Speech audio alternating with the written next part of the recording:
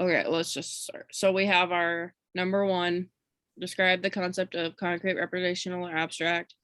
Describe where using the CRA framework can be an effective strategy. So it's our handheld, our pictures, and then our numbers like we used in the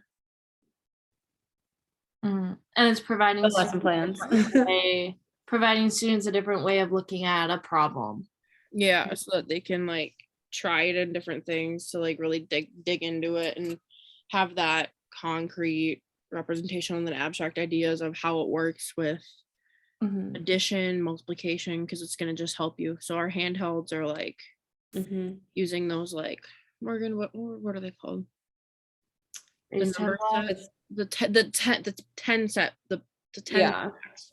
So like the hundreds, place blocks. Like place the blocks, base 10, that's the one. the Like the little tiles, the sticks. mix of 10 and then the hundreds, the little cube. Or even like the little counters, because Yeah, like in like my for lesson counters, plan, like yeah. I use counters for mine. Yeah, or like Yeah. the tiles she gave us that Yeah, were, the algebra tiles, yeah. I got them right here. Look at you go. I know. But yeah, just moving from that, like, you know, handheld to like, you know, coming up with the pictures on your own, like it's still that Sticks and visual, dots. and then moving to be able to just do it with numbers, but still having the ability to do it the other ways as well. Yeah. Because if And they build it up from there, then when they get to like their test, they're gonna be like, got this. Or like because they have to take all those stupid, what are those called? yeah, which I feel like touches on why it's effective for teaching struggling learners, because then there are multiple ways for them to look at it. And then I don't know. Well, and like some may like, oh, I don't like the algorithm way. I like using handhelds, or I like drawing pictures. So then they can kind of do a self-assessment and be like, okay, this is what I really like. This is how I want to get to my answers, is by drawing pictures or using objects if they are allowed to, you know. Yeah. So tired.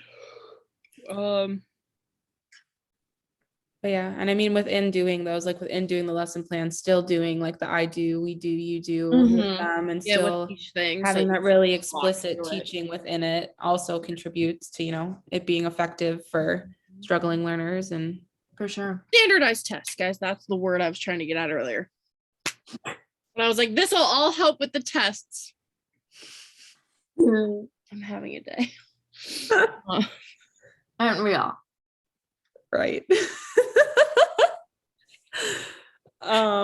Is there anything else we want to touch on for that one? I think that's kind of it, because You kind of hit it all. yeah, and the first part. Okay. It is important that you develop your own conceptual understanding and depth of knowledge. My favorite TikToker for skip counting. I'm gonna bring it up any chance I get. I'm not gonna play a video for it, but why not? I want to see it. Honestly, let me pull up some Miss Kid while we talk. I was gonna say, touching on like why it's necessary. I mean, if you don't understand why you're doing the math yourself, how are you going to be able to explain it to your students? Exactly. And yeah, I took when I took the math classes you have to take to get into the program, the like teaching how to teach math. I've always had really bad math anxiety. I was the kid who cried like at the kitchen table while their parents were like, do it this way. And I was like, no, you can't do it that way. But just like really being able to lay it out for them, because otherwise they won't get it. Guess she's in. And then like taking that class made me realize that. I was like, okay, that's why it's done. And I never learned that. And so being able to see that finally play out was, I don't know, it made it easier to understand why I was teaching it and therefore do it and show students. Like in this class when we did the lattice method and like breaking down multiplication in that way really helped me like understand how to do it. Morgan, look at, she's in a dinosaur costume. Oh, I love her.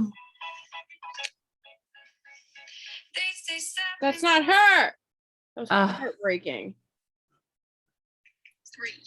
3 is, let's try this one. Why is she's so pale? That's why.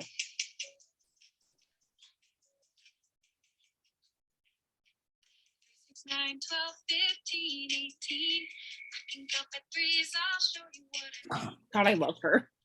She's just so cute, and she just makes it seem so easy to do it. Yeah. Like, Yeah. and that just makes you think that you can do it yourself. Hmm. Like, I think, can do it off the top of my head.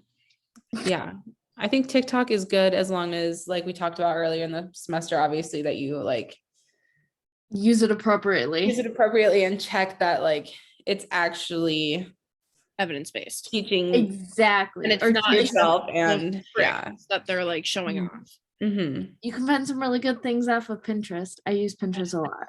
Love that. Okay, yeah. YouTube videos are always super helpful. YouTube videos. Yeah. Google, like just Googling some like solid, you could probably just Google evidence-based practices, like out of Dr. Cornelius's thing she gave us today, like just because Yep. those had math in them too, and those were all, Mhm. I just said the word, why can't I remember it? Evidence-based practices. See? Because yeah, you could use like those ones, which were like the Missouri State one, Yep. the Iris. I'm sure the Iris has it too. The ones we were looking at today, yeah. Yeah, all those different things you can just Well, Google. and even like the one, like the clearinghouse one, even though like it kind of gives you of like why that evidence-based practice might not even work. Mm-hmm. So it kind of helps you to like narrow down, like, is this truly something I should teach, or is this something good? Like Yeah. look in there to see if it's something that you should be doing. Yep. Or even just looking up like math and like peer-reviewed journals for evidence-based practices on your own for like your own educational purposes to figure out what to teach your kids. Or even just going on like websites, like the base 10 websites that had those problems you had to do. I mean, doing those yourself, like, Cool math. I don't know, the more you practice like with it the right way, the better it's gonna get. So Yeah. Was that 4?